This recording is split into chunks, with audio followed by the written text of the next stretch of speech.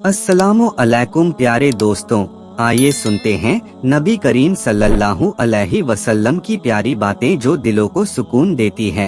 एक हजरत जिब्रील अलैहिस्सलाम ने रसूलुल्लाह से अर्ज किया, मुझे बताइए ईमान क्या है। नबी करीम ने फरमाया, ईमान की तफसील यह है कि तुम अल्लाह ताला, आखिरत के दिन, फरिश्तों, अल्लाह ताला की किताबों और नबियों पर ईमान लाओ, मरने और मरने के बाद दोबारा जिंदा होने पर ईमान लाओ, जन्नत, दोजख, हिसाब और आमाल के तराजू पर ईमान लाओ, अच्छी और बुरी तकदीर पर ईमान लाओ। हजरत जिब्रील ने अर्ज किया, जब मैं इन तमाम बातों पर ईमान ले आया तो क्या मैं ईमान वाला हो गया?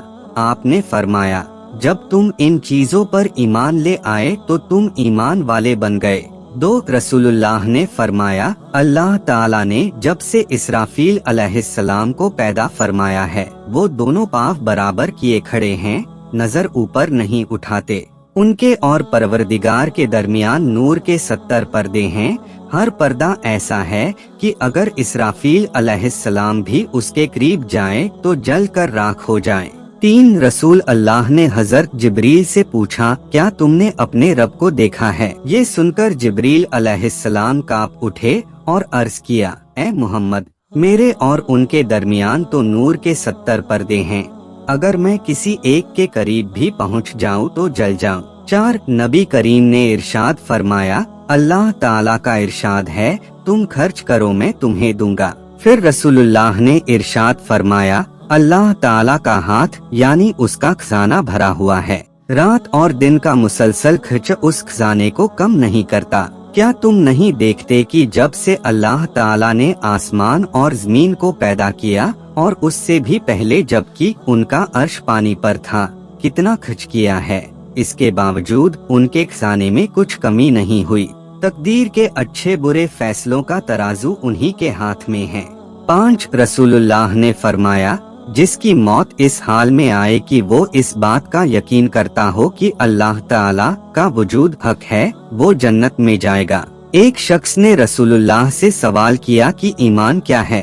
आपने फरमाया, जब तुम्हें अपने अच्छे अमल से खुशी हो और अपने बुरे काम पर रंज हो तो तुम मोमिन हो। 6 रसूलुल्लाह ने फरमाया, ईमान की मिठास उसी को नसीब होगी जिसमें 3 बातें पाई जाएं। एक ये कि अल्लाह ताला और उनके रसूल की मोहब्बत उसके दिल में सबसे ज्यादा हो। 2 दूसरे ये कि जिससे भी मोहब्बत हो सिर्फ अल्लाह ताला ही के लिए हो। 3 तीसरे ये कि ईमान के बाद कुफ्र की तरफ पलटने से उसे उतनी नफरत हो जितनी आग में डाले जाने से होती है। 7 रसूलुल्लाह ने फरमाया, मुझे तमन्ना है कि मैं अपने भाइयों से मुलाकात करूं। सहाबा ने अर्ज किया, क्या हम आपके भाई नहीं हैं?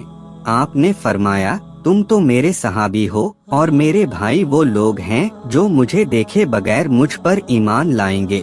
8 रसूलुल्लाह ने अबू ज़र रज़ी अल्लाहु अन्हु से फरमाया, बताओ ईमान की कौन सी कड़ी सबसे मजबूत है?